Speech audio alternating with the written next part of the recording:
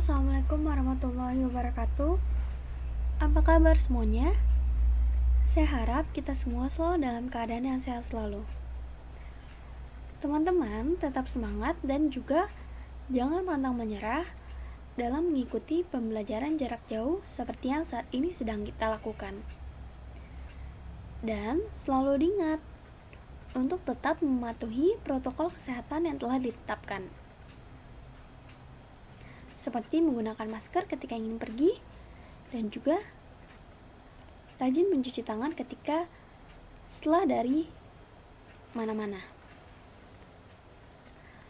Oke, pada materi hari kali ini kita akan membahas mengenai kita tidak sendiri. Apa sih maksud dari materi ini? Coba teman-teman perhatikan pada gambar berikut. Nah, gambar apakah di bawah ini? Ya, pada gambar ini, kedua orang tersebut saling membantu atau saling menolong antara satu sama lain.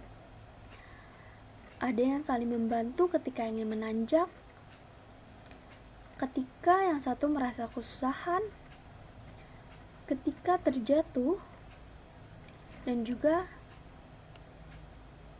ketika hujan. Nah, hakikat manusia. Teman-teman sadar gak sih kalau di dalam kehidupan kita tentunya kita sangat memerlukan bantuan dari orang lain.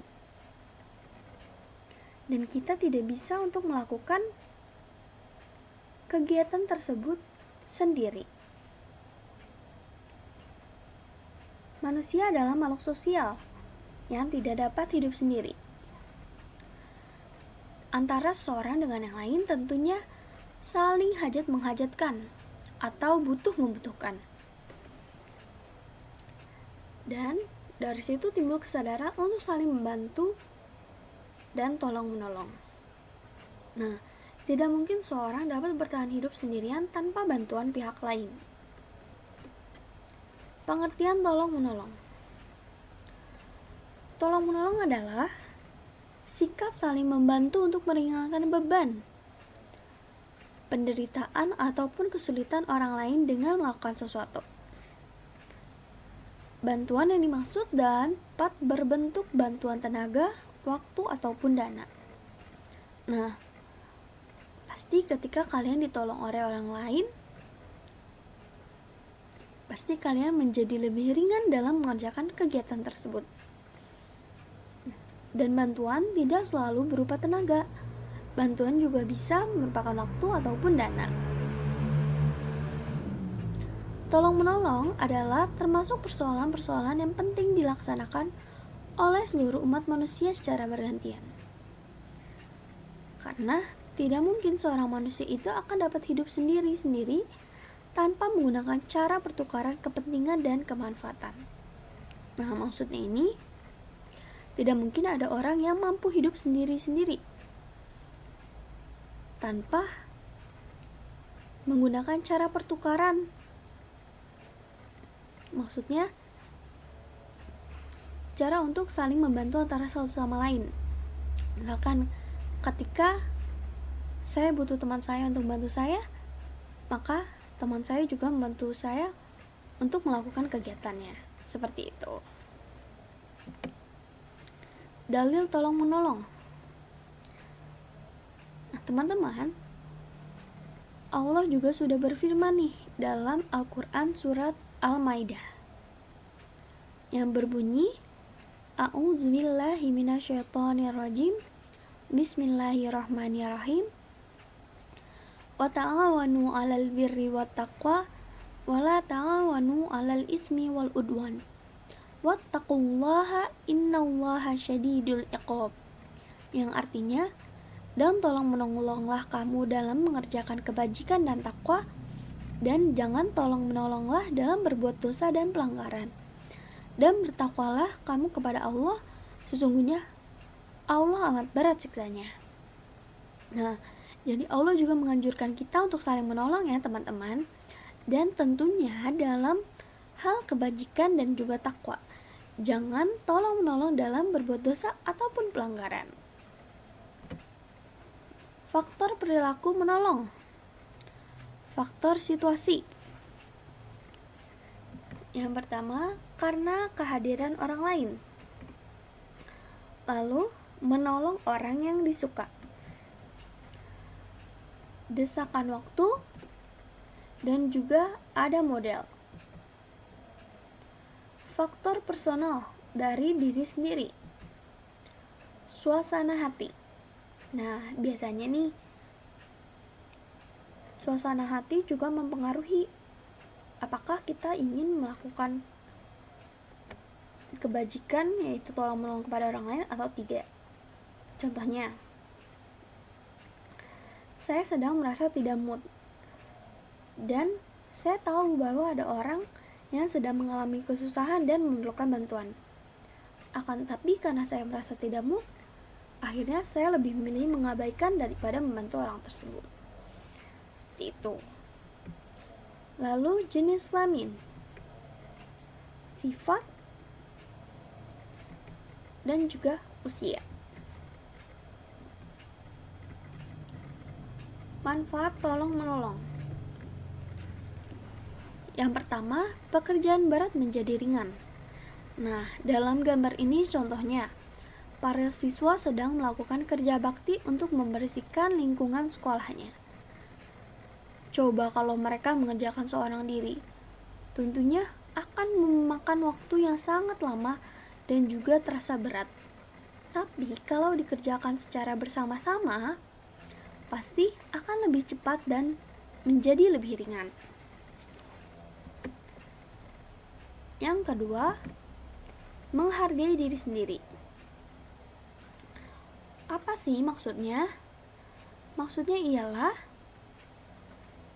menghargai dalam bentuk makhluk sosial yang mempunyai banyak teman, mempunyai hubungan baik dengan orang lain, dan lebih berguna untuk kehidupan di dunia dan juga sekaligus untuk menumbuhkan rasa percaya diri pada kehidupan sehari-hari. Merasa lebih bersyukur. Maksudnya ialah, coba kalau misalkan kita memberikan bantuan kepada orang yang mungkin lebih di bawah kita, pasti kita akan merasa lebih syukur bahwa kehidupan kita lebih baik daripada ia. Meringankan beban orang lain. Maksudnya ialah beban berat yang membuat seorang menderita dan sedih akan terasa lebih ringan apabila beban tersebut dibantu oleh orang lain, sehingga kesusahan dan kesedihan yang orang itu rasakan menjadi hilang. Lalu, menciptakan rasa nyaman di hati. Nah, coba deh kalau kalian memberikan bantuan kepada orang lain, tentunya dalam diri kalian akan timbul rasa senang, nyaman, dan juga bangga. Karena kalian dapat merasakan manfaat meskipun bantuan yang kalian berikan kepada orang lain dalam bentuk bantuan yang kecil. Mendapatkan dukungan saat membutuhkan bantuan. Maksudnya ialah jaringan sosial kuat yang dihasilkan lewat memberikan perhatian serta pertolongan pada sesama juga akan memberikan manfaat tambahan. Saat kita melakukan kegiatan tolong-menolong pada sesama, maka kita juga akan mendapat kemungkinan yang lebih besar saat sedang membutuhkan bantuan. Seperti itu. Yang ketujuh yaitu menularkan perbuatan baik kepada orang lain. Saat kita menolong seorang, maka secara tidak langsung juga akan memacu orang lain untuk berkegiatan tolong-menolong dalam membantu sesama. Nah, orang yang kebetulan atau secara kebetulan melihat perbuatan tolong-menolong yang kita lakukan pada orang lain, maka ada dalam diri orang tersebut untuk melakukan kebaikan juga.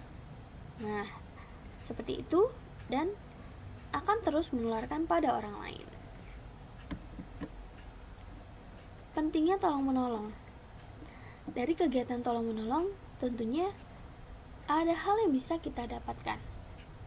Tolong-menolong dalam kehidupan manusia amat penting untuk menunjang keberlangsungan hidup sehari-hari. Dengan tolong-menolong, kita akan lebih mempererat tali persaudaraan dengan manusia lain, sehingga kehidupan sehari-hari akan berjalan dengan baik.